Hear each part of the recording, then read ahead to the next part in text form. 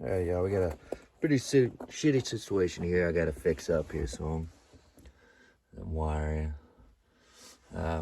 Basically, I pulled this, and hooked this up real quick just to even see if these back speakers work, and they do. So now that I know, I can go ahead and leave those back speakers in here. I can fix all this, get it wired up right. But originally, got the car. This guy's like, yeah, I got a brand new radio in there. I got some, upgraded speakers in there and stuff. Well, first of all, get in there. These back speakers aren't working at all.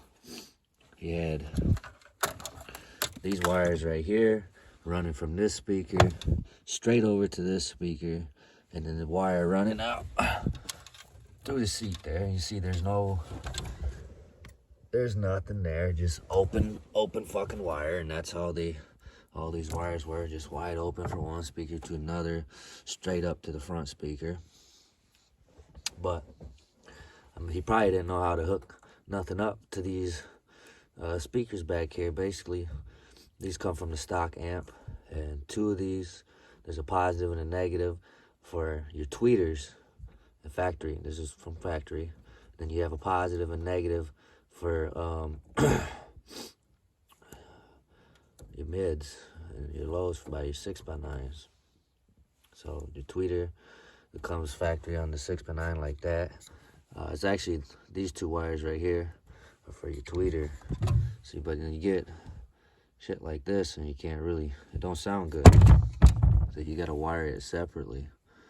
And then this is more of your bass and mid bass and all that. So we'll have to fix that. And with these some Pioneers, I think. So basically, to fix them so that they do sound good, we'll cut these wires off of the speaker right here, and we'll wire these two wires right here into the tweeter section, and then these two wires will go up here on this wire to these connections to make it sound how it should. But anyways, let's show you the rest of the mess. Alright. There's the wires he had coming up through here. I gotta fix all this crap. The door panel, he broke the door panel in the process of all this, and I gotta fix the door panel. Yep, just hanging out from the stock speaker. Yeah, there's the wire he had running from the back. At least he used a little tape right there, I guess. But you come up here. Oh, look at that. More, no tape. But why are these going up there, man? Let's see what's under there.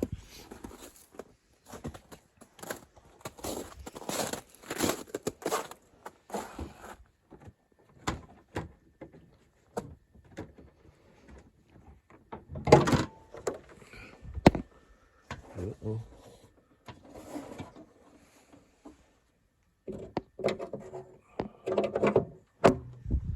Here they come. Hey, we got some tape here. That's a start. That's another start. Let's follow these. Where are these going? What the fuck? Boom. Look at that. Just another mess. Come back through here. Down here. Come over here. What the fuck?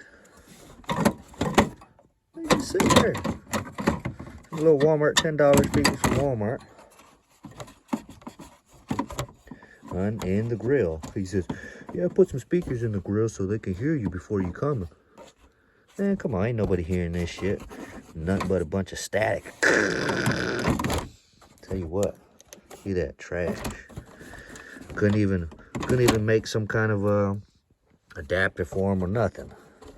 Just a big old wiring mess. I'm honestly glad that there wasn't any subwoofers or anything in this car that I'm gonna have to fucking fix all the wiring from, but you know, whatever. Then we got this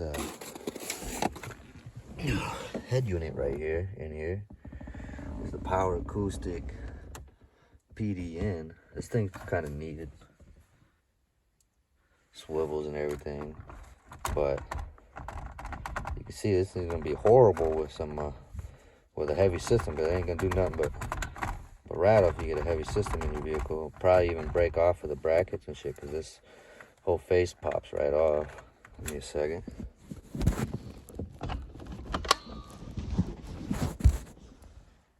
There we are. There we got it off. And then you put your CD in this little joint. USB. You gotta take this off to access any of that.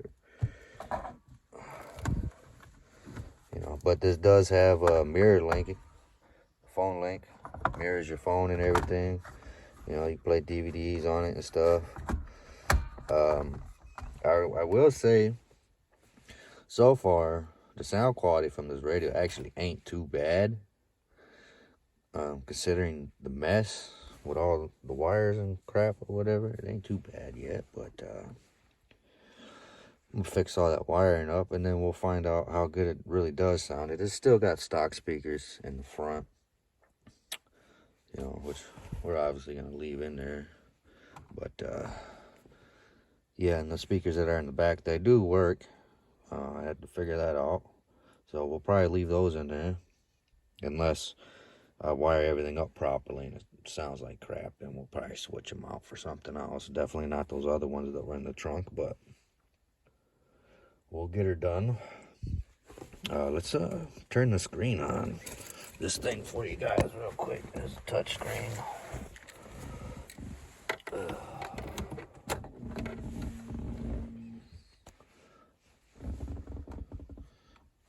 There we are. Okay, let's see here. Home. There's no antenna hooked up back there behind the radio. I'm honestly worried to how this thing is even wired up in here, because we got a wire harness here that's not being used. Got another box there that ain't being used. So I'm probably gonna have to pull the radio out too and double check all the wiring behind the radio. I don't really want to do that, but I'm going to anyways. But here's some settings on it and everything. It's pretty decent. Pretty decent. You can change the color. You can do all kinds of crap with this thing, but you know, this ain't the purpose of the video. But I don't know. I don't know if I like that. It's not fully on there right now, but let me put it fully up on there real quick and still show you that it moves like crazy.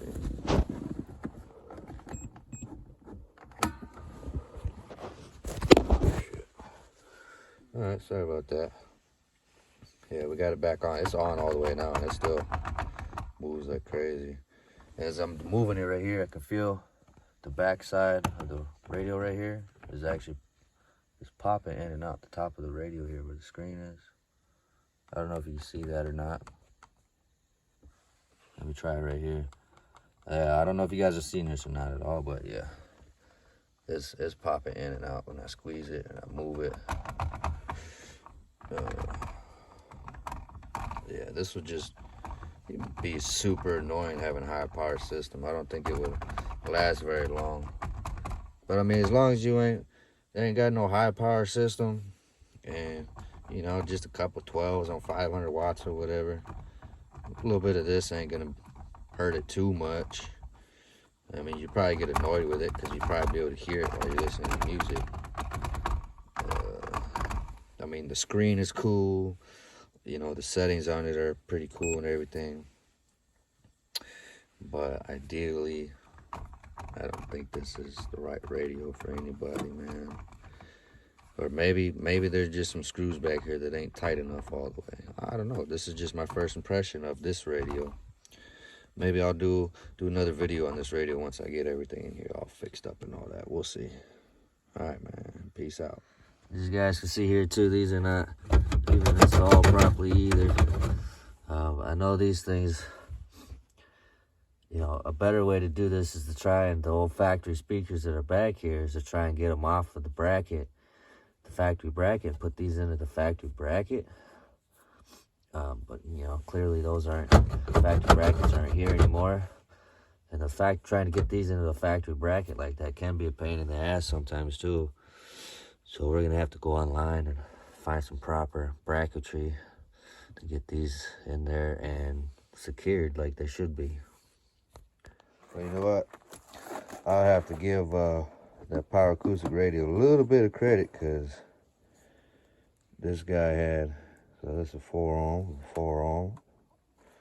it's 2 ohm, plus the 2 speakers in the rear. Those are 4 ohm as well, so that's 1 ohm.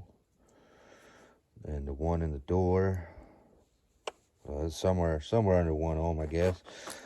He had these 2 connected on the same wire, running back into that door, and then connected to that factory speaker there, and the wire running out to the rear, and the 2 rears connected to that same door. So this radio, I don't know for how long, but it's been powering at least 1 channel under 1 ohm. So I'll give the radio a little bit of credit on that. We're just pulling this crap out right now to get the chunk started. Here's the bass truck. Well, it's not the bass truck right now, but yeah, it's still here.